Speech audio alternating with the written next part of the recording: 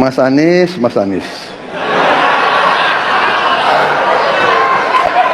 Nanti kita nyanyi sama-sama lagi ya. Ya, itulah cerita. Oh, cerita. Saya masih cutang cerita ya. Satu lagi. Yang kemarin ceritanya siapa namanya?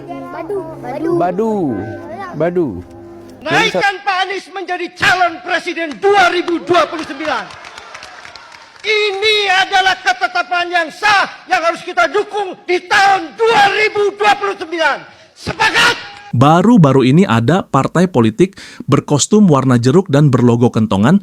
Partai ini diresmikan dan dideklarasikan oleh Pak Anies Baswedan Al-Yamani. Tapi kalian sadar nggak sih dengan partai yang satu ini? Bahwa Pak Anies Baswedan Al-Yamani adalah seorang yang pandai mencuri perhatian dan olahan kata manisnya dan slogan membela kepentingan rakyat.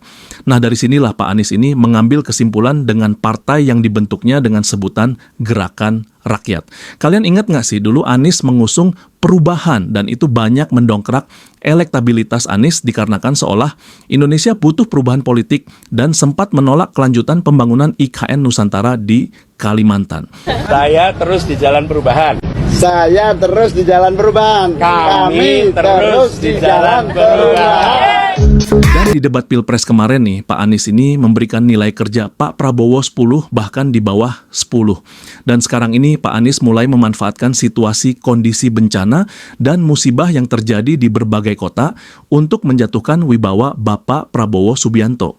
Mulai dari pohon sawit, ketegasan dan cepat tanggap dalam menangani bencana, ya bahasa kasarnya pencitraan di mata masyarakat Indonesia seolah-olah Pak Prabowo Subianto gagal memimpin negara ini. Kebunan sawit bisa menggantikan hutan hujan tropis?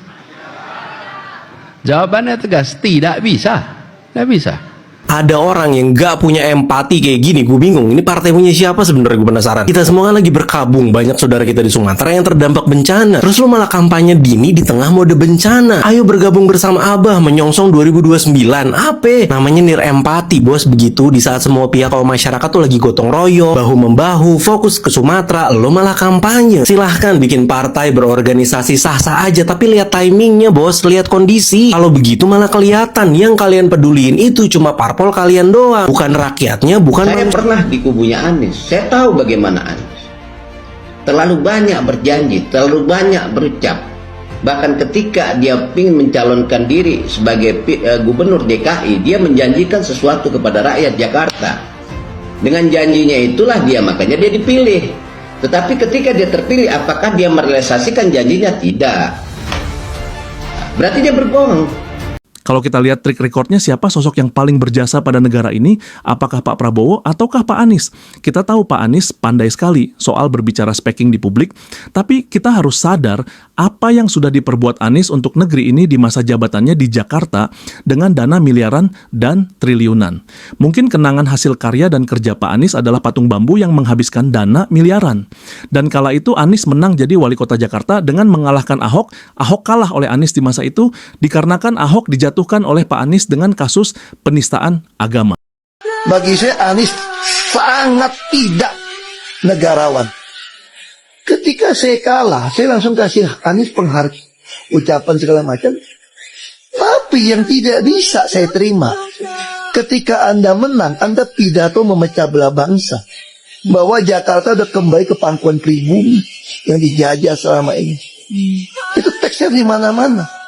Itu sangat memecah belah bangsa.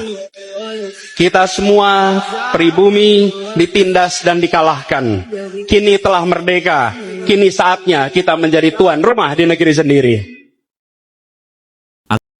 Nah, menurut kalian nih, mana lebih bagus kerjanya Ahok apa Pak Anies? Coba tulis di kolom komentar di bawah. Dan sekarang kita lihat kembali gimana Bapak Prabowo Subianto, dia adalah sosok Kopassus. Ya, tidak diragukan lagi soal nasionalisme. Di masa jabatannya, Pak Prabowo sudah membangun kekuatan baru dengan membeli alutsista baru, tapi Sang Jenderal tidak pernah bilang kita butuh perubahan atau gerakan rakyat. Ini adalah bukti nyata hasil kerja, bukan pandai soal kata-kata.